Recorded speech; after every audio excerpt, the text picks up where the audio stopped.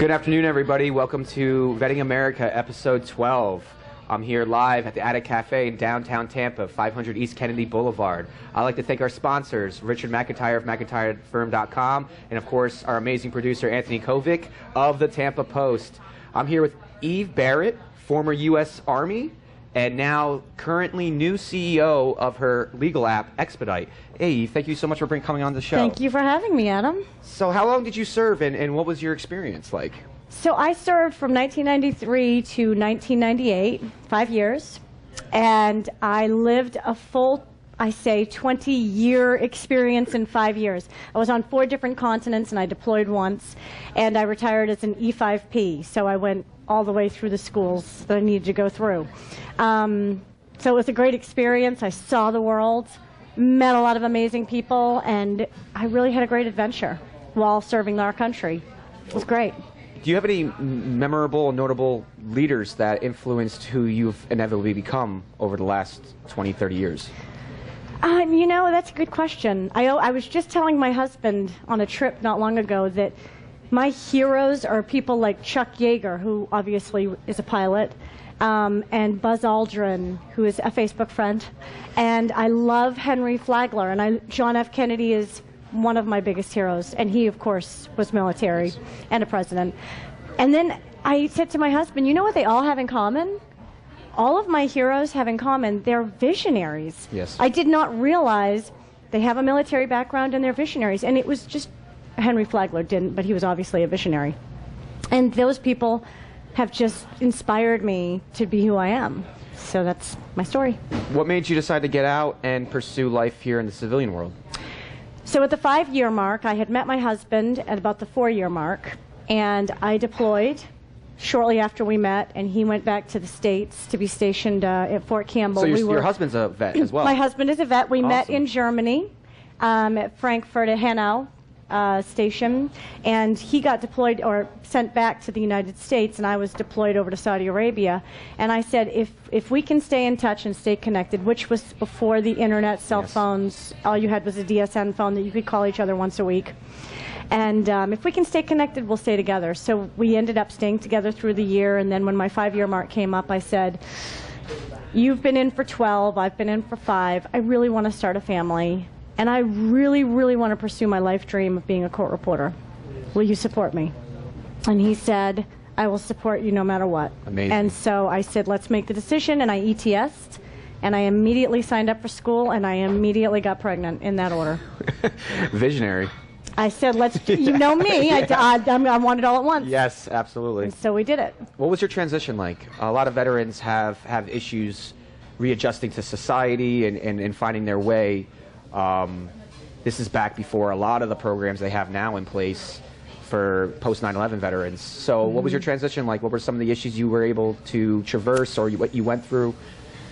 Anything? So I immediately ETS'd, got pregnant, started school, and my husband got deployed for 1.5 years.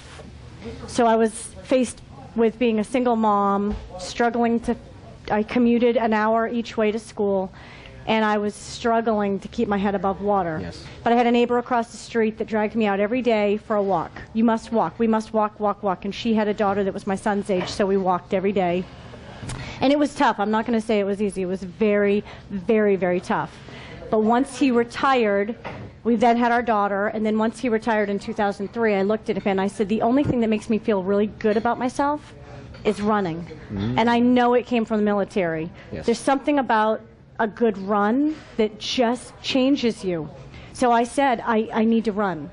Will you please stay home with the kids and allow me to get this running in? And I would do it in the mornings. And just like Forrest Gump, I kept running and running, and I became a marathoner, and I ran Boston Marathon. And then I decided that wasn't quite therapeutic enough, and I signed on for an Ironman, and I've completed 3 full Ironman events. That's and incredible. That was my therapy. Yes. But it also made me a better mom and a better owner of my business, and it made me a better wife. Running was my therapy, and if I hadn't found running, and I still run 4 miles a day. Nice. And it's my therapy, and that's what really helped me, and still to this day. It grounds me, it clears my head, it makes me feel like I've got my Wonder Woman bracelets on. Anybody can throw anything at me, and I'll just put my bracelets up and it bounces off.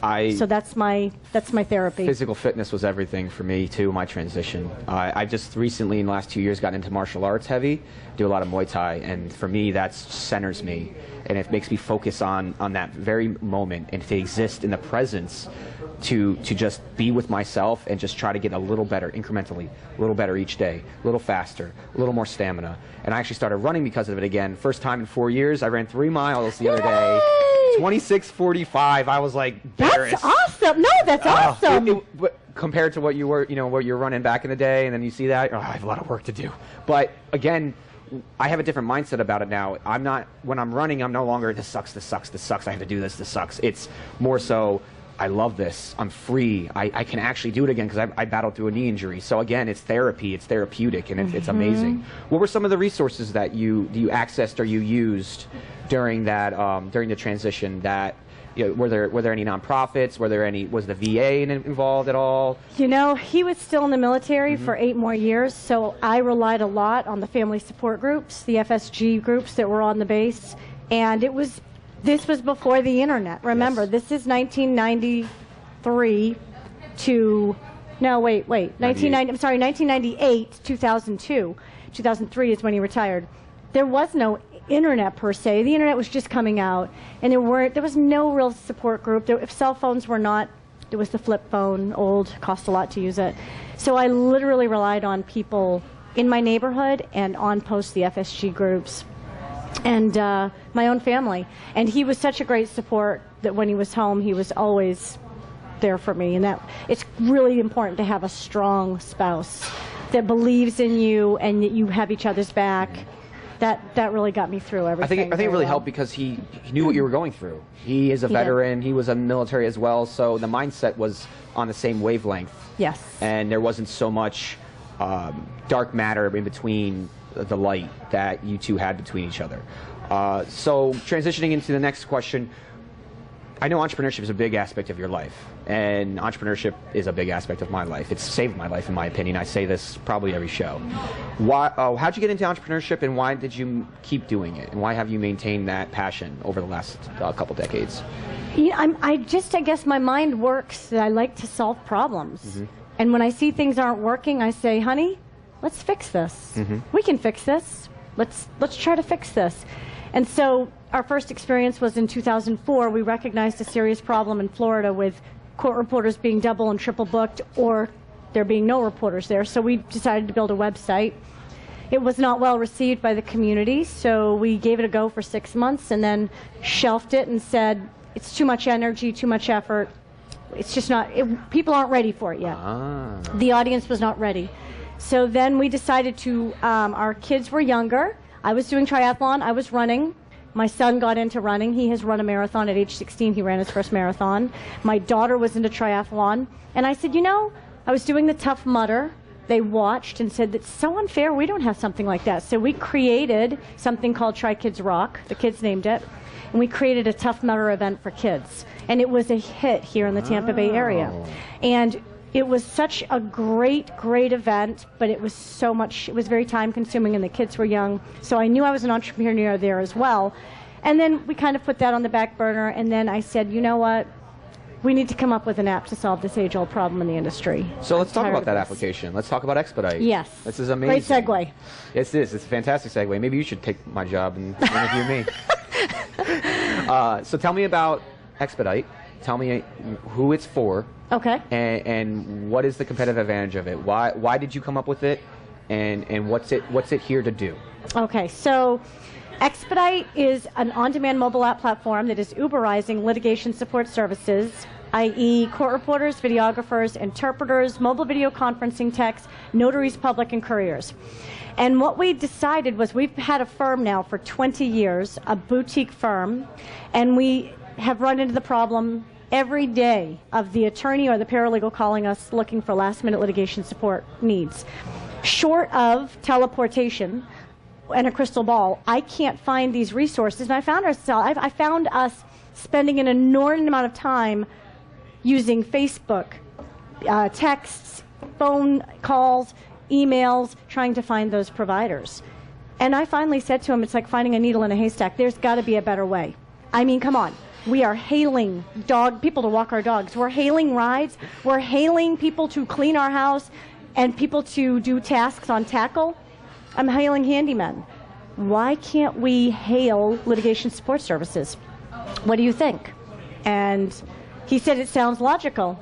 Do you think we can build it? So we did our research and started calling every state in the country and asking, do you experience the same problem, or is it just isolated to Florida? Then I started calling the different litigation support services. Do you guys have this problem? How do you handle it? Same way we handle it. And I thought, why are we not all on the same platform? I love the way you said that it's all we built was simplistic networking on a sophisticated platform. I love that. And now it's recorded, so I won't forget. It's all yours. I love that. And that's exactly all we did was, let's stop using the connections that don't seem to be working, and let's create something that does work, because it's working for Uber, it's working for WAG and Tackle, so let's use it for us. And so we built this platform, and we just feel like we really hit a home run with it. It solves the problem in the legal industry. That's how we truly feel. Tell us a story about when you were in London, when you were finally able to realize that this was time to go after it. Yes.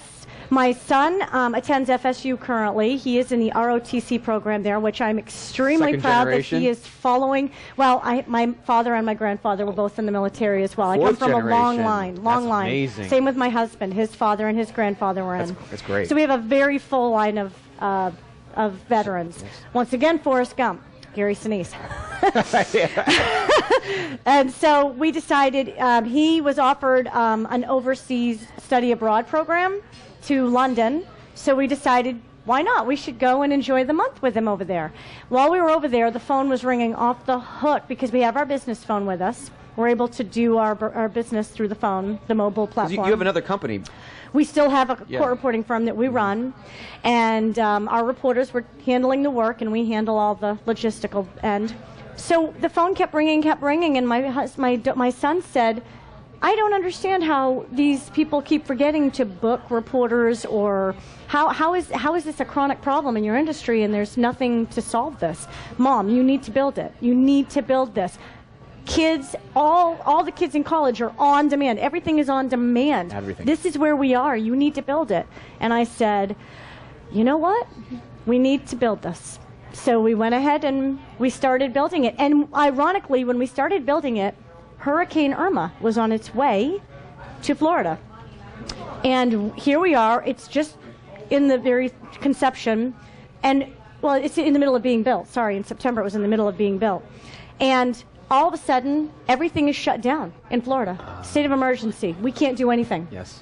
But you know, the legal cogs were still churning. Oh, yeah. Just because we didn't have electricity didn't mean the courthouse wasn't open and they weren't full grind. No way. So they were calling, and court reporters from the east side of the state were saying, we can't get over there to cover jobs. We can't find gas. We That's cannot great. get out of the gridlock. Miami is flooded. Can you cover these jobs for us in Clearwater and in Tampa Bay for us? We can't get out. Our phones are just coming back up. And I said, wow, how great would it be to have this app during Hurricane Irma, so I could just look to see who is in the area and can cover these jobs that I can't get to because of an emergency. And then all the storms up north this last winter. Yes. Do you know how many court reporters were posting on Facebook that we cannot get out of our house? We can't cover these jobs. I'll pay someone $1,200 to go cover this if you can just go cover it. Wow.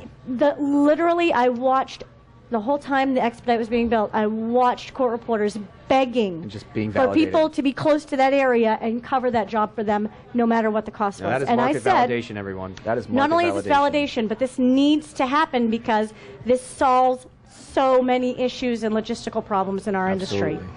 So And- that's a long story there. Sorry. I can tell you your family's a big aspect of not only your life, Yes. but your business. Yes. So let's talk a little bit about, how's your family involved in helping you launch Expedite and grow this business? So it's great having two children that are in their teens because they know technology. They know it so well. It's where they are. Yes. It's how they connect.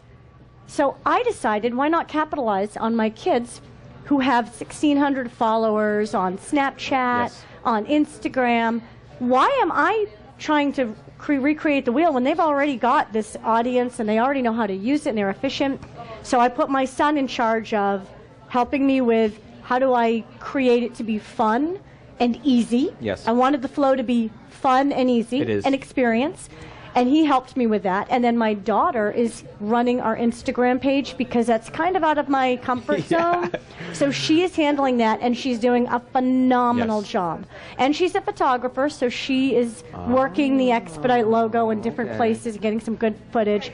So I decided it's better to include the family because hopefully they will want to work in the company as well. And it seems that they follow your path. I mean, you were a marathoner, then they became a marathoner. You were into triathlons, then they ran triathlons. Yes. So you put this entrepreneurial bug in their mind, they're set, you know, and then they already have the support and a lot of good experience and knowledge that takes years to get because they helped you build this business. Yes. It's incredible. It's Yes, a really good move. It's about them realizing that you don't have to just stay in this box and this is what life is. Go to work, do your job, go home.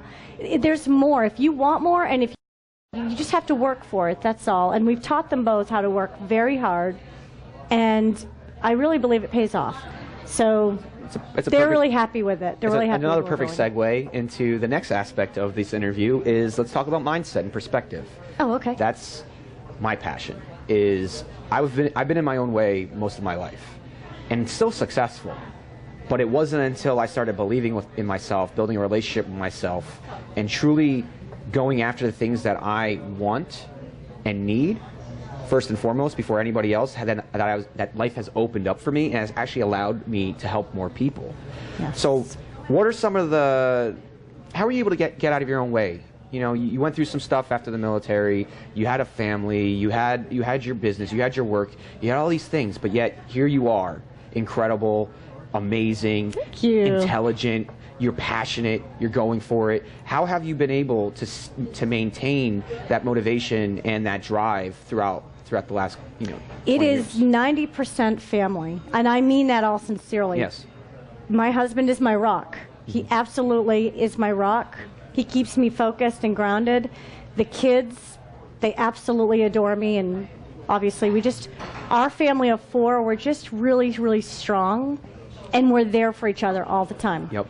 And knowing that they always have my back, there's something about knowing that no matter how bad the day is, I can go home and look at them and they still look at me as Wonder Woman. I mean, they literally made me a credit card and it's my face, little cartoon, and I'm a superhero. And I've got a big B on my chest.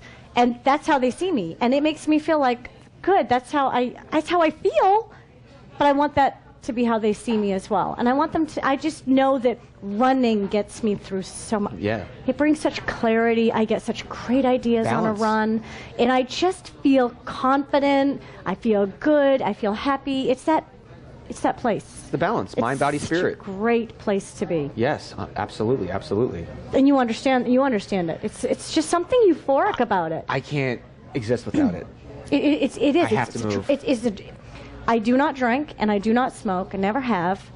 And people say, "What do you do for fun then?" I literally get my high You go work out of more. running. That's what I tell people. People and running. Yes. As long as I can be around people and as long as I can run, namaste. You know? I've actually thought of it that way. Is when I'm done working my 15, 16-hour day, I go spend 2 more hours working. But that's fun for me because the gym, Therapeutic. Yes. But everything we're doing is always to better ourselves. Everything we're doing is to get that one brick placed in the day that's going to build our skyscraper of success. Yes. And if you just give that 1%, if you have 1% that day, or if you have 120% that day, you give what you can. But you should be proud of being able to give anything. Yes. And if you make one step towards your goals in a given day, that's a successful day.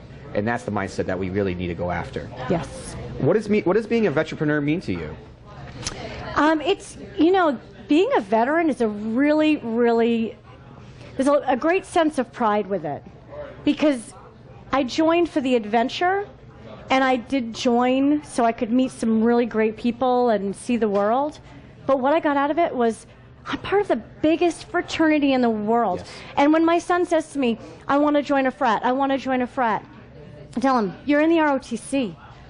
I am here to tell you, Yes. our best friends are military veterans, and to this day we stay in touch with them. There's just so much more to being a veteran than just saying you're a veteran. It's a community that is so global, so global. And then the entrepreneur community, the veteran Yes. entrepreneur community, now that is special. That takes it to the next level. It does. It's pure motivation from instinct, from being trained, Yes. to pure motivation for life combined. Yes. You just find some people with energy and insight and wisdom.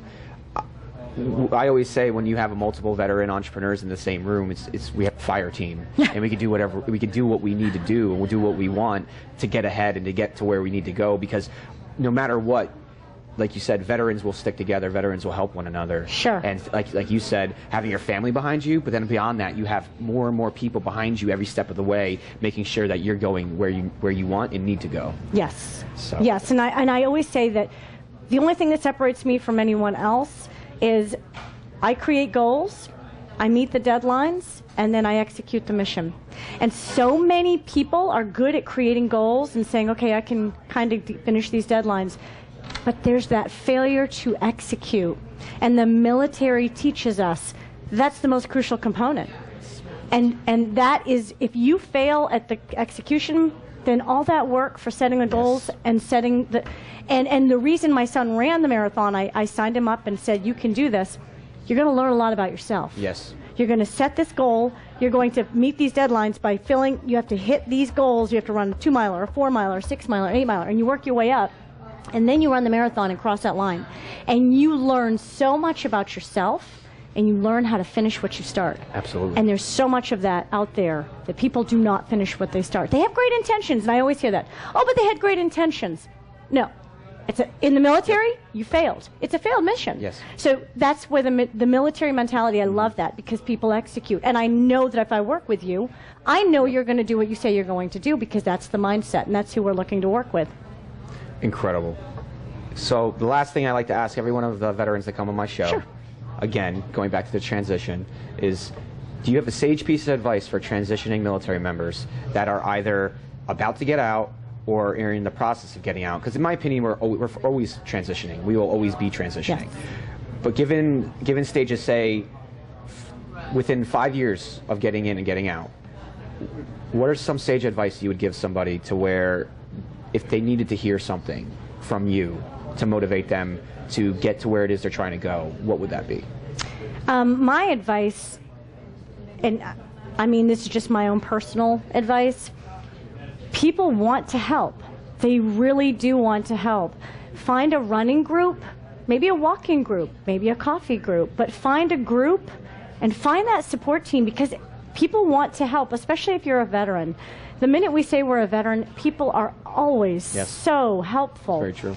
Have a support team lined up for when you get out. If you're about to transition, start that support team now. If you know you're going to go back to this city, use Facebook. Use the power of social media. Build that group and have a team ready to do things. Even if it's, hey, I'm coming back and let's go climb this mountain, or let's go tour this winery. Make a plan and meet those people and get out. Just get out and meet people, and just this world is a beautiful place. Get out and enjoy it. Don't get in your own way. Just get out there and let somebody show you how fantastic it is on the other side, because it is. Don't be scared.